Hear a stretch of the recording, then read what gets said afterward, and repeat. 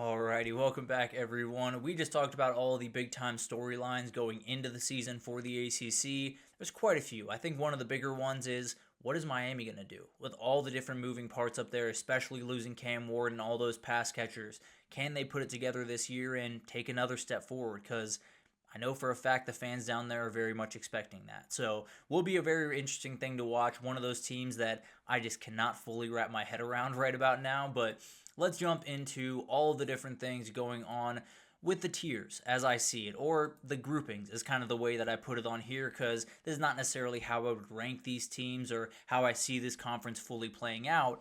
I just think there are certain like-minded teams, or at least teams that are very much alike, and kind of grouping them together as we go along. Now, as far as I'm concerned, Clemson's on a different level than everyone else in this conference. And there are very good teams in this conference. There are very talented teams. There's a Miami team that is equally as talented, at least on paper, as Clemson is. And there are a lot of really great teams.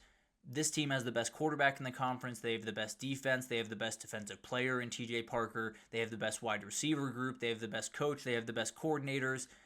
They have the best just about everything in this conference. Now, I love a lot of the other pieces around this conference, and I think it's relatively close in some different aspects. But when you look as a team overall, there's not many teams in this conference that come all that close to Clemson. There's a totally different level of everyone else in the conference.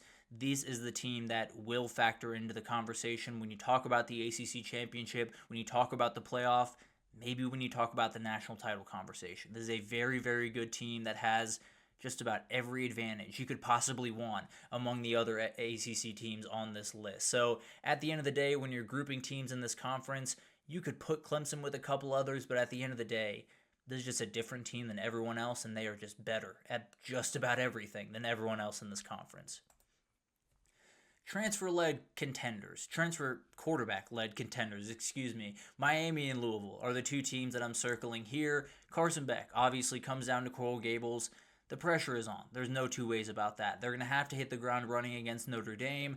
If they miss the mark just a little bit in that game, and then they miss just a little bit against Florida, it gets bad in a hurry. If they lose two of those games in the out-of-conference play, they're in a position where you don't really have a margin for error anymore. I'm not saying you have to go totally undefeated, because obviously you could lose one ACC game, still get into the ACC championship and win that one there. But if you lose these two games, that at-large bid is essentially out the window, unless you can totally run the table, put up a great fight against Clemson and make things interesting, and other things happen around you. So Miami's got to be very careful, and they got to hit the ground running this year. It can get bad in a hurry, and I don't know how they'll respond down there with a lot of moving parts. And then over in Louisville, Miller Moss took over, and he is very under-talked about. As we get closer to the season, we're talking a ton about Haynes King and Georgia Tech, a ton about Carson Beck and Miami. Obviously, Clemson's getting love. SMU is getting talked about. And then Louisville just kind of sits there. And they're a very talented team. They have every reason to be talked about. Love the run game with Isaac Brown, obviously. They have plenty of talent at wide receiver coming in. Love that Colin Lacey is back on this team after a year where he dealt with some injuries. Miller Moss has the ability to get this team to an ACC title. Now, he needs to play more consistent. That was the big-time issue at USC. When he put it together for a couple of games, it was pretty incredible to watch. He played some really, really good football against LSU, at times against Michigan, made some really big-time throws. I think if anyone can unlock that guy for a full year, it's got to be Jeff Brom. An incredible, incredible coach and a quarterback that I still fully believe has a unique upside. This next group is what I call the X Factor teams, the teams that in my mind will define this conference one way or the other. Obviously, Clemson will have a say. Obviously, Miami and Louisville will be a part of this conversation. But these are the teams that I think could throw a wrench into the works, let's call it.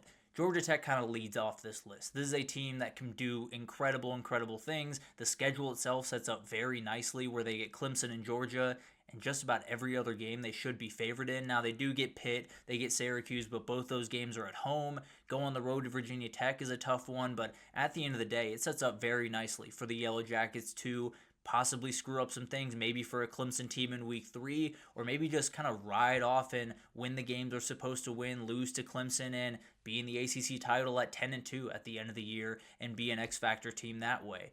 SMU obviously is going to fall into this list. mainly because of the teams that they play. They play Clemson, Miami, and Louisville. They play the three teams that I think a lot of people are circling to win this conference. They could win one of those games and totally change the dynamic of this conference. If they win two of those games, they might be the team that ends up getting back to Charlotte this upcoming year, maybe gets back to the playoff if things come together for them. But overall, I think you look at this team, they are the chaos causer here. If they win one of those games, the entire thing is flipped on its head. If they win all three, SMU is far and away the team to watch in this conference and might just be the favorite to win that conference at that point. Then you have Pitt. If Eli Holstein can stay healthy, I think they can do some incredible things. Love Desmond Reed. He will be in the conversation for the Doak Walker Award. Kyle Louis on the defensive side of the ball, one of the best linebackers in the entire country. They have the dudes. I just think when you look at last season, it's hard to get that out of your mind. You start 7-0, so much momentum. Obviously, Holstein had some injury stuff that really did hold them back, but you lose 6 straight games to end the season, end 7-6 after what looked to be probably a 10-win season when they were looking at it after week 7. It just kind of tumbled. And I think this is a very talented team. I think they could put together a great year. Maybe that Pitt Georgia Tech game at the very end of the year is one to watch for the ACC championship. But I think that's a team to watch in this conversation. Absolutely could throw a wrench into the works of some of these higher profile teams, let's call it. Then you have Duke. Duke brought in Darian Mensah, and he was expensive. And that defense is coached by Manny Diaz. I think they're going to play good football. They might be able to put something together. They won 9 games a year ago, and I don't think there's many people that really know that. But the reality is this is a talented team that is really well coached, and they just brought in a quarterback that hypothetically is an upgrade from what they had a year ago with Malik Murphy. I think Malik Murphy's plenty talented. I think Darian Mensah has a little bit more of an upside in terms of what this offense has to offer. And then North Carolina. And North Carolina is a little bit different than some of these other teams because I don't necessarily think North Carolina is going to win the ACC. I don't think they're going to go to the playoff, but the schedule's very doable. If they start hot and they get that first week 1 win against TCU, they might just be rolling downhill. Maybe that defense is really, really stout with Bill Belichick and Steve Belichick helping along the way. Maybe they can put something together on offense with Gio Lopez and Jordan Shipp and a lot of those really talented receivers. This is a team that I don't necessarily think is going to be a huge threat when you talk about the CFP conversation or really even the ACC title conversation, but they are a team that we could get into late October, early November and look up and say, North Carolina has 1 loss, and they're firmly in the mix of this thing, and what would need to happen is they would need to get upset in some respects to allow one of these other teams to possibly break through. Maybe they're what's holding Miami back from an ACC title. Maybe they're what's holding Louisville or SMU or Georgia Tech back because they had a schedule that they could find their way through and make some noise with. So that'll be an awesome thing to watch. Cannot wait to see how that unfolds. Obviously, will be an incredible talking point, but then you have the biggest group, and this is the race to bowl eligibility. And there's a couple of teams in here that I think will do more than that. I really do like a couple of these teams that I think can make some really, really incredible strides this year. At the same time, you look at the schedule and you say, yeah, if they got to 6 or 7 wins, I think you have to feel at least satisfied with that. Maybe not over the moon happy, but at least satisfied. We'll start with Syracuse. The transfer portal class was great. I really loved the additions they made. I thought Jonte Cook at the end of the process was a big one to get to. But when you look at what happened last season, I think Kyle McCord was huge for them. I think he covered up a couple of the holes. I think you're losing Aronde Gadsden, who is uniquely important. LaQuint Allen's another guy that you're not going to be able to replace comfortably. I just think it's a team that if you can get to 7 wins, you probably take that as a win. I understand that last year might have set some relatively unrealistic expectations, but at the end of the day, if they can keep getting to bowl games, keep kind of taking a step forward, especially off the field and recruiting, added a 5-star Calvin Russell, they're doing a really, really good job building that program. I think this year is just about getting to a bowl game, continuing to show that you might not be absolutely just exponentially growing, but you're at least holding your water. And that's the important thing up there for Syracuse this year. I think they do have some of that ability to climb up the rankings, some of that, potential to do some incredible things. I just think it's going to be a little bit hard to break through in this conference. So I'm going to go with Syracuse. Just get to 6 wins, get to 7 wins, and feel pretty confident with that. NC State's another one. I love the upside that CJ Bailey brings. It could be a team that everyone was just a year early on, including myself was a year early on this team, but at the end of the day, they have the talent level. I think they're a really interesting team. They're losing quite a bit, especially defensively. I don't necessarily know if they're going to be able to put it all together, and they're just one of those teams that if they can get to 7 wins, I think you got to feel pretty good. And then CJ Bailey going into his third year, then we maybe have a conversation about what NC State can do in terms of the ACC title. Florida State, just stabilize this thing. Just make your fans feel confident in what you're doing going forward.